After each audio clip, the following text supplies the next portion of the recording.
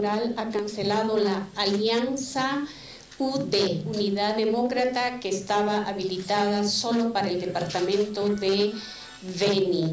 La cancelación implica que ya no se cuenta con la personalidad jurídica de la alianza UD. En consecuencia, también se cancela el registro de sus candidatos. El Tribunal Supremo Electoral, este ente colegiado, ha aprobado la resolución en forma unánime. Buenas noches, lunes 23 de marzo del año 2015, programa 46 del año 2184 del ciclo. ¿Cuál es una nueva figura? ¿La cancelación? La nueva figura que he visto es la cancelación del registro de candidaturas, es decir, es una figura inexistente en la Constitución y la ley del régimen electoral. Esa es una. Entonces, esa es una, y ahí, por ejemplo, accesoriamente...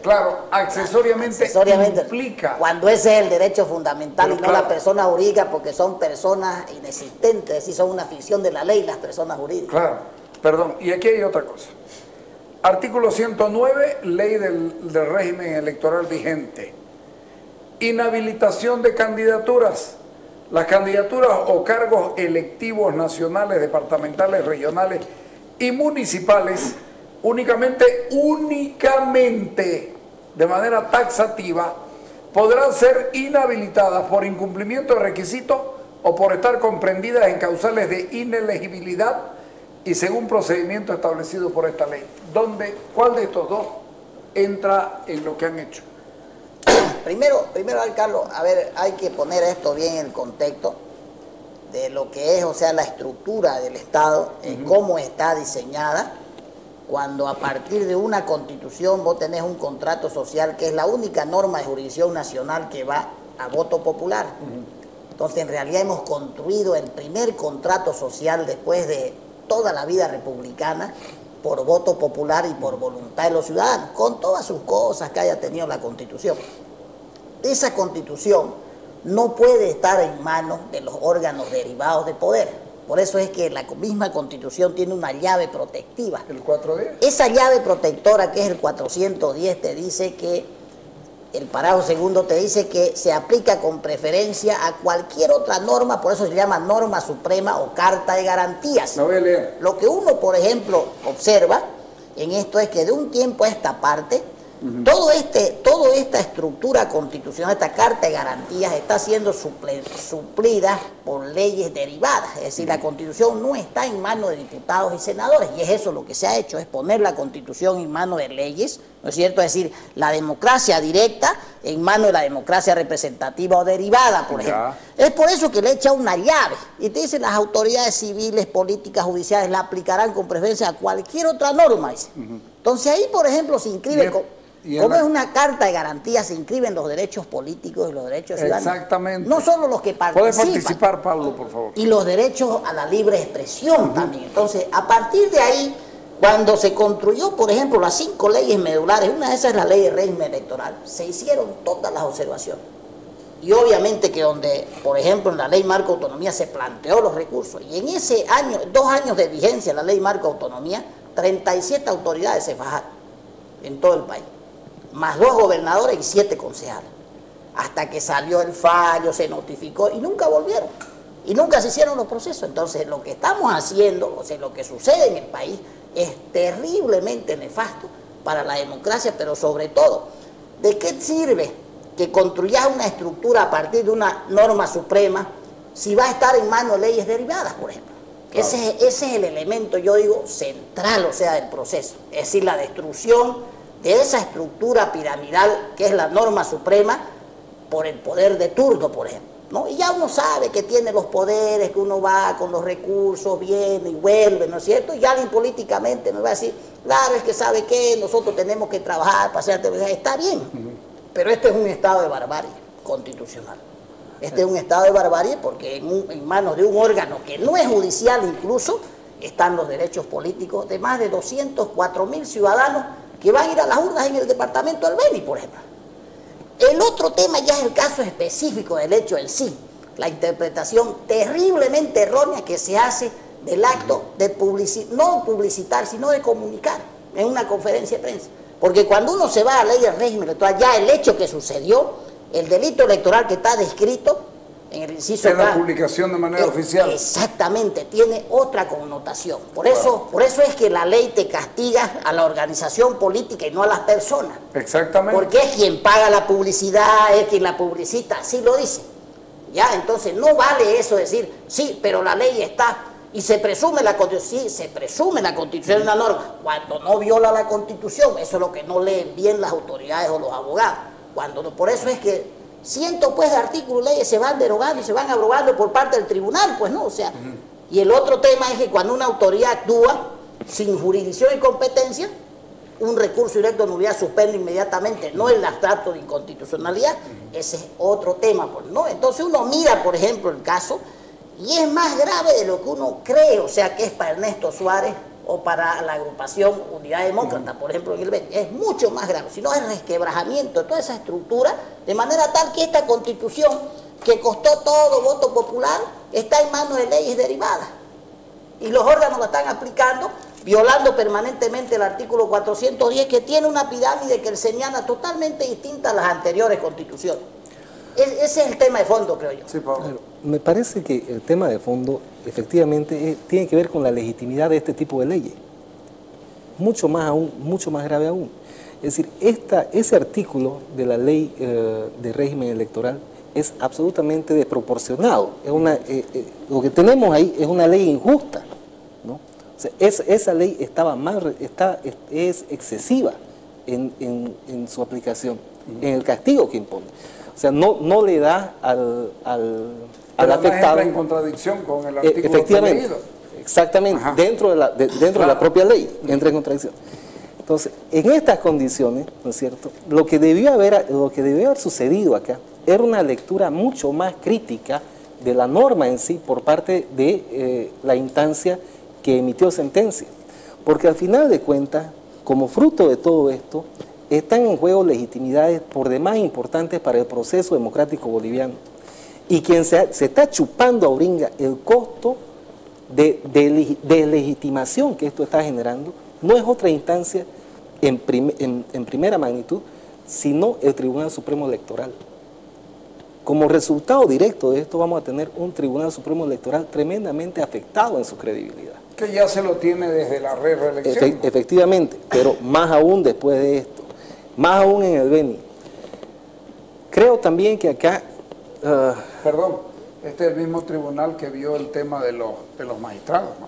También. O sea, viene con una cola terrible. No, tenemos una institución fundamental en la democracia, aquella que administra los procesos de votación. Ahí está. Que está muy cuestionada.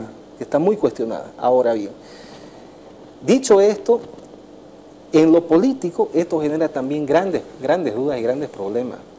No es solamente que se ha visto afectado Ernesto Suárez, son aparte 19 candidatos a alcalde.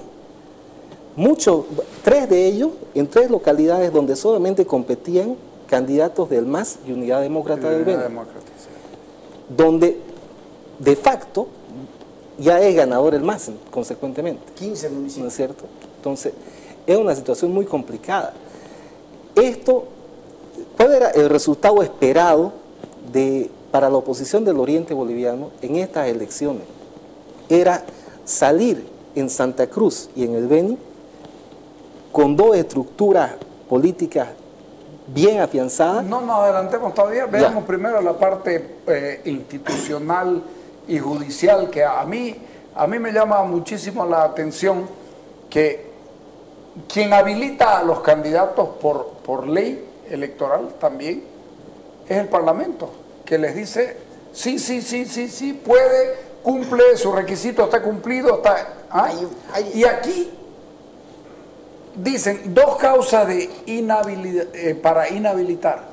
No está en ninguna de estas 2 causas don Ernesto Suárez Satori, porque él puede ser electo, no tiene ningún impedimento, y resulta que lo suspenden a él Yo creo que no puede ejercer su derecho. Yo creo que y ahí vamos a que ya no puede ejercer el derecho constitucional de elegir y ser elegido. Yo creo que acá entran en juego varios factores. Ajá. A ver, veamos qué ha pasado. Atengámonos un ratingo a los hechos. Efectivamente, hay un pronunciamiento de Carmelo Lenz, que él, por lo que se ve en el video, es en una conferencia de prensa institucional. Está toda la imaginería, toda la imagen del partido detrás de él. Está con otros dirigentes. Ernesto Suárez reconoce que fue una decisión orgánica ¿no? Y efectivamente sale con esto y se expone efectivamente de manera, o sea, aquí hubo una falla en colectivo donde al interior de la organización ingenuamente se expusieron a lo que expresaba pero no se comete artículo. Delito, aún así. A ver, no hay delito. Carlos, a ver, hay dos. Que ahí puede haber una falta, se puede interpretar una falta, pero una falta no lleva a esto, porque no se puede inhabilitar a una persona que está legalmente e institucionalmente habilitada. Pero por ejemplo, ahí el artículo en cuestión tiene dos partes. En la primera parte establece claramente que la organización política que por cualquier medio difunda este tipo de encuesta, ¿no es cierto?, perderá inmediatamente. En una segunda parte dice, además se multará, Y sin embargo no han multado. Pero, ¿no?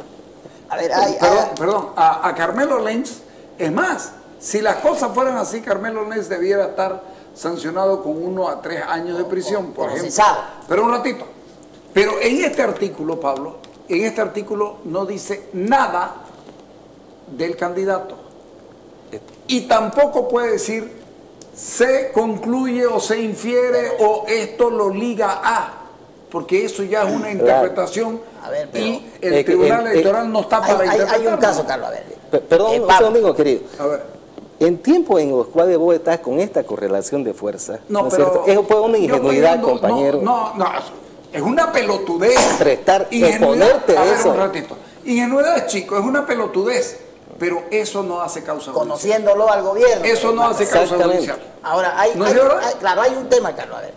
Primero, o sea que las leyes, igual que la Constitución, se interpretan como un cuerpo. Es decir, no se lee el artículo ni el parado. Dice el legislador constitucional y el doctrinario, dice, el cuerpo viene de títulos, capítulos, artículos y versículos, y empieza así, por ejemplo, ¿no? Ahora, hay un tema, a ver, de fondo, Pablo. Si bien, o sea, el artículo dice, el artículo que estás leyendo es la sanción. Es decir, para eso hay un proceso. Así es. Y en ese proceso es la aplicación de otros articulados. Y cuando uno mira la conducta esa de la conferencia de prensa, no se adecua al delito electoral, porque el delito electoral dice otra cosa. Y está en el inciso K, para habilitarlo, o sea, para que su conducta tenga esa tipicidad. Tiene que ser. Es decir, hay una inducción que dice delitos electorales. Yo estoy de acuerdo con eso. Delitos electorales. Entonces dice el delito electoral. Pero más allá de eso, Carlos, como se interpreta como un cuerpo, la Constitución dice en el artículo 238, no podrán ejercer cargos públicos los siguientes. Y 5 incisos, y ahí, por ejemplo, te inhabilita de entrada. Los que no renuncian 3 meses antes. Entonces, y uno va ahí al órgano electoral. Esas son las causas de inhabilitación. Entonces, para eso no hay discusión. No hay. Si no cumplir los requisitos, no hay. Porque está previamente marcado. Claro. Y el otro tema es que la ley de régimen electoral te repite eso y te dice los requisitos son tales. Tu libreta, todo. Entonces te pone unos requisitos ahí y te dice cuáles son las causales de inhabilitación. Entonces, al cometer delito electoral, hay un proceso donde se adecua a tu conducta. No tiene nada que ver esa conducta de la conferencia con lo que está induciendo, o sea, el órgano, o mejor dicho, interpretando que hay delito electoral. Ese es un tema. Y el otro tema es, ese delito electoral no puede tener una doble connotación.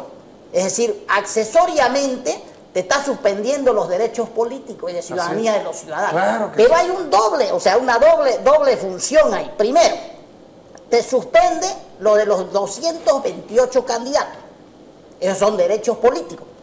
Y te suspende lo de los 204.000 electores que tienen derecho a elegir. Exacto, ¿no? Entonces, ahí, por ejemplo, esos son derechos de ciudadanía. ¿Por qué? Porque accesoriamente, sí, o sea, la accesoriedad de la sentencia, hay 15 municipios donde solo habían 2 candidaturas. Está obligado a ir a votar por el candidato único que queda habilitado.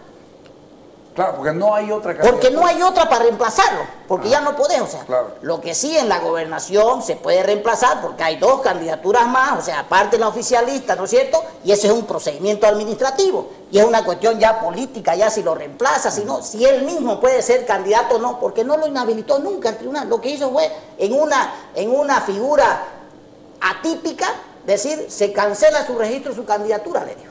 Que es atípica, ¿no es verdad? No hay antecedente, exactamente, no hay antecedente en ningún país que yo conozca de algo similar que haya sucedido. No hay ni van a encontrar, Carlos, porque no es constitucional. Ahí está además el lado que más me preocupa, ¿no? Yo creo que acá ha habido, este es un muy mal antecedente para el proceso democrático boliviano. Claro. Como proceso histórico, como esfuerzo colectivo que estamos haciendo los bolivianos y las bolivianas de construir una democracia para todos nosotros. Ahí, por ejemplo, Pablo, hay una jurisprudencia nefasta, ¿no?, sobre el proceso. Claro. O sea, son más de 200 y tantos mil ciudadanos que están imposibilitados de cumplir el artículo 144 de la Constitución, que dice: el derecho de ciudadanía consiste en participar como elegible o como elector. A votar por cualquier ciudadano, dice, que pueda conformar los poderes públicos. O sea, hay una restricción. Pero yendo yo a lo que vos decías, Pablo, a esto que vos decís, error, tan bondadosamente, yo le digo pelotudez. Yo me pongo a mirar y lo mismo que Pepe, digo, aun cuando fue una pelotudez no hay delito. Porque no han sacado unas encuestas para mostrarlas, para dirigir el voto. Dieron una conferencia de prensa para refutar una otra. Es decir, no tipifica, no entra perfectamente. Esto, ahora sí, vamos a ir al corte, después entramos con lo tuyo. Ahora sí, esto es mucho más grave que la sola suspensión, porque ya estamos atentando contra la democracia política. Ahora sí, ¿sí? Dale.